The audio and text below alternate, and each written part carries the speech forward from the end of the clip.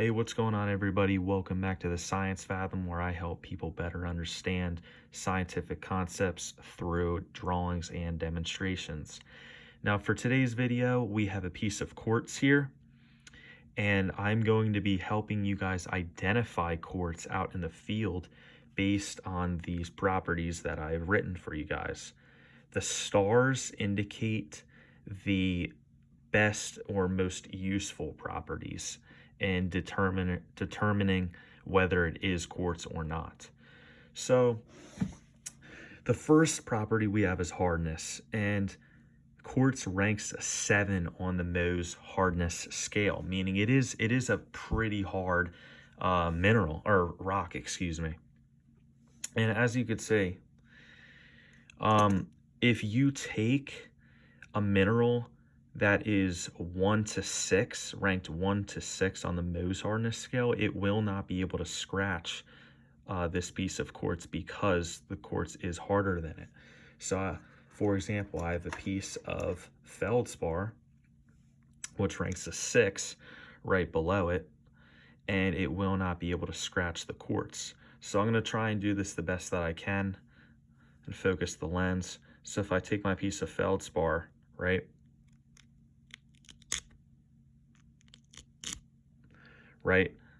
and I focus after the scratch, it looks like there's scratch marks on there, but if you rub it, there's really nothing, right? All it's doing is just maybe taking off a little bit of debris. So, but what you really are looking for is a permanent scratch in that rock or mineral, right? So it did not scratch the quartz. So the next property we have is color, and color is a very deceiving property in rocks and minerals. I learned that in optical mineralogy, a class I took. Color is such a deceiving property because only a handful of rocks and minerals can be identified solely on their color. But quartz, genuine crystalline quartz, is going to be colorless or a whitish glow to it, okay? So the next property we have is luster. Luster is a very useful property because the luster of quartz is glassy. It looks glacious. Excuse me.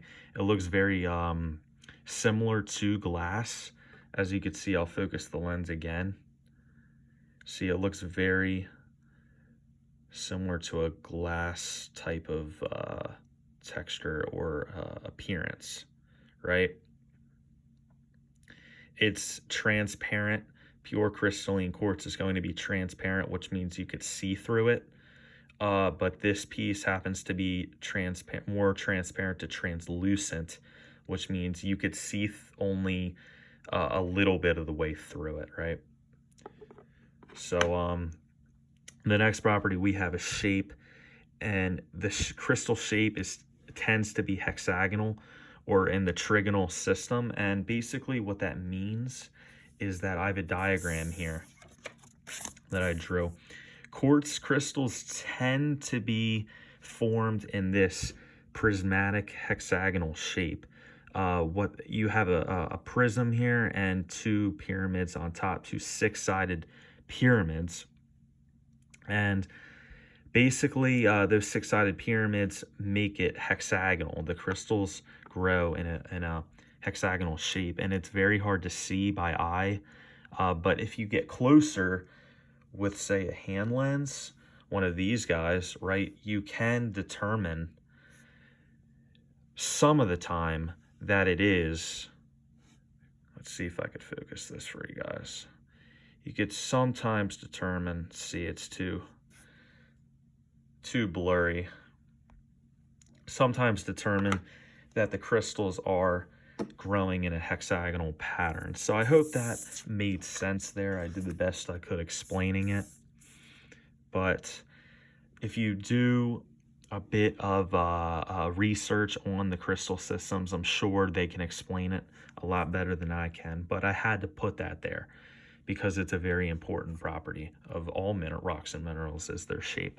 The next one is cleavage. Cleavage uh, again, is very hard to understand, or it would take another video for me to explain cleavage to you guys.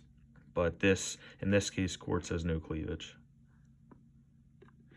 The next property is fracture. Fracture is a huge property for quartz because it has a conchoidal fracture, meaning that if quartz were to break apart, it would break apart in an irregular way that would make the fragments, the rock fragments, kind of like a circular seashell type of pattern.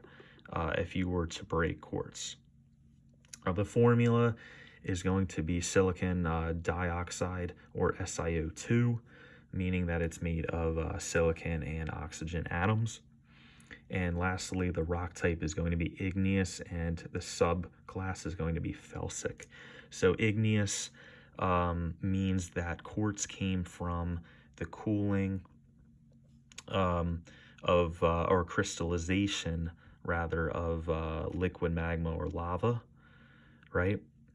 And the felsic subgroup means that it came along the lower spectrum later on in the Bowen's reaction series, which I will have a video on later. And quartz is a good way to identify felsic igneous rocks is by their color, actually, because they are going to be lighter in color. So that basically wraps up this video.